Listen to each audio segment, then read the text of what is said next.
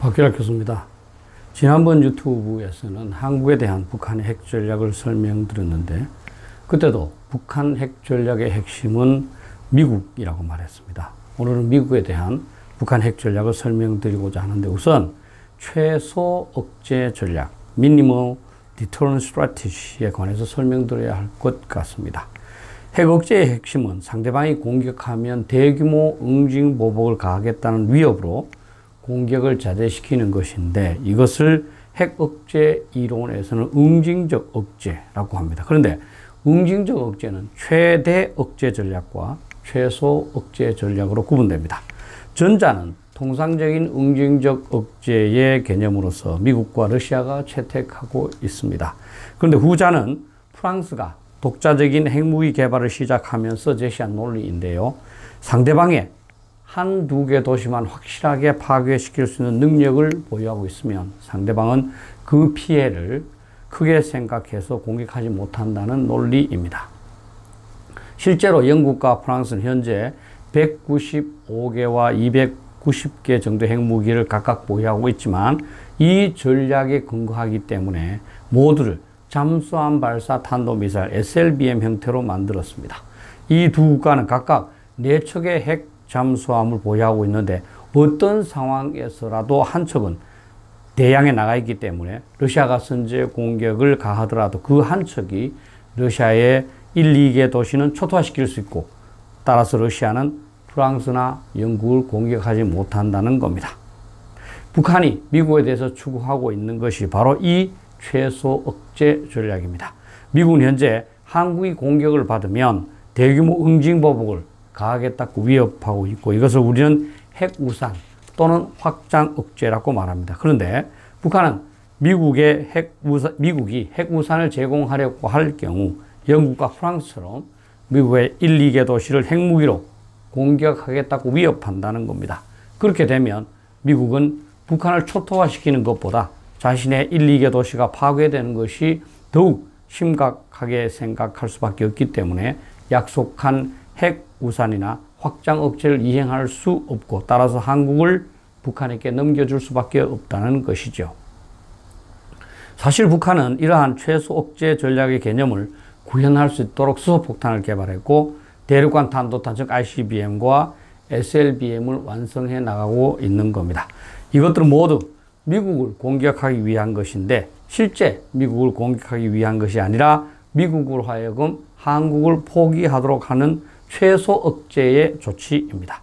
제가 이전 유튜브에서 말씀드렸듯이 김정은은 2002년에서 2007년 사이에 김일성 군사종합대학을 졸업을 했고 북한의 중요 직책은 군 출신들이 장악하고 있기 때문에 이러한 전략 개념이 체계적으로 적용되고 있는 것입니다. 2017년 북한이 노력해온 것을 보면 북한이 최소 억제 전략을 지향하고 있다는 것을 알 수 있습니다.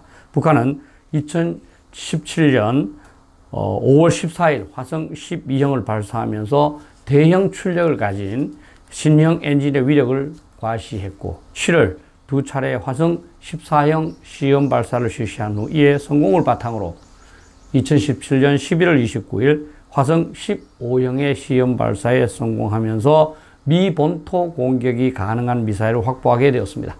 이 시험 발사 바로 다음 날 김정은은 국가 핵무력 완성을 발표하였는데 이것은 이로써 북한이 최소 억제 전략을 구현할 수 있는 능력, 즉 미국의 핵우산을 무력화시키고 한국을 적화 통일할 수 있는 능력을 구비하게 되었다고 판단하였기 때문입니다. 북한은 ICBM도 지속적으로 개선하고 있지만 더욱 집요하게 추구하고 있는 것은 SLBM의 개발입니다. ICBM은 미국의 미사일 방어 체제에 의하여 요격될 수 있지만 SLBM은 격침은 물론 탐지부터 어렵기 때문이죠. 영국과 프랑스가 SLBM만을 갖는 것도 바로 이러한 이유 때문입니다. 북한은 2014년 10월에 첫 번째 SLBM 시험 발사를 육상에서 실시한 이래 2016년 4월 23일 해상에서의 SLBM 시험 발사에 성공했고 이후에도 2번 이상의 성공적인 시험 발사를 했습니다. 그리고 북한은 이 SLBM을 탑재할 수 있는 잠수함을 건조하고 있는데 2019년 7월 23일에는 SLBM 탑재를 위한 3,000톤급의 잠수함 건조 사진을 공개하기도 했지요. 북한은 SLBM 개발을 통해서 영국과 프랑스처럼 미국이라는 핵 강대국을 최소 억제하려는 의도이고, SLBM이 완성되면 미국의 핵 우산은 완전히 무력화된다고 봐야 합니다. 한국의 좌파들은 이중적입니다. 평소에는 반미를 외치지만 북한이 핵무기로 공격하면 미국이 핵 우산을 제공하여 우리를 지켜준다면서 우리의 북핵 대비는 불필요하다고 말합니다. 미국에게 안보를 전적으로 의존하는 비자주적인 태도이지요. 며칠 전 동아일보 이진영 논설위원이 현 주사파의 대부였던 강철 서신의 주인공 김영환 북한 민주화 네트워크 연구위원을 인터뷰한 기사를 봤습니다. 그에 의하면 현재 주사파들은 어떤 것도 제대로 공부한 적이 없어서 자신들의 생각이 맞는지 회의할 수도 없다고 하더군요. 이들은 무식해서 반미를 하면서도 핵 우산이 제공된다고 믿고 있고 북핵을 걱정하지 않는 것이죠. 미국은 한국에 약속한 핵 우산을 제공할 경우 북한과 핵 전쟁을 해야 할 뿐만 아니라 중국이나 러시아와의 핵 전쟁도 각오해야 합니다. 특히 현재 북한은 주한미군은 물론이고 괌, 알래스카, 하와이를 핵미사일로 공격할 수 있고 머지않아 미 본토를 공격할 수도 있습니다. 한국의 가치가 크다면 이러한 위험을 무릅쓰고라도 핵 우산을 시행하겠지만 누가 봐도 미국에게 한국이 그 정도의 위험을 각오할 정도로 가치가 있다고 보기는 어렵습니다. 한국이란 동맹국을 위해서 핵전쟁을 각오하겠다면 미국 국민들이 찬성하겠습니까? 한국은 최근에 방위비 분담도 제대로 수용하지 않는 등 한국을 보호해서 얻을 수 있는 이익도 별로 없지요. 일본이 북핵으로부터 공격받을 경우 미국이 핵 우산을 제공할 것인지 의심하는데 한국이 의심하지 않는다는 것은 말이 되지 않지요. 이러한 북한의 대미국 최소 억제 전략에 대하여 한국이 대응할 수 있는 방법은 두 가지밖에 없습니다. 하나는 자체 핵무기를 개발하는 것이고 다른 하나는 미국의 핵무기를 한반도에 배치하도록 하는 것이죠. 둘 다 희망하기는 쉽지만 이행되기는 어렵습니다.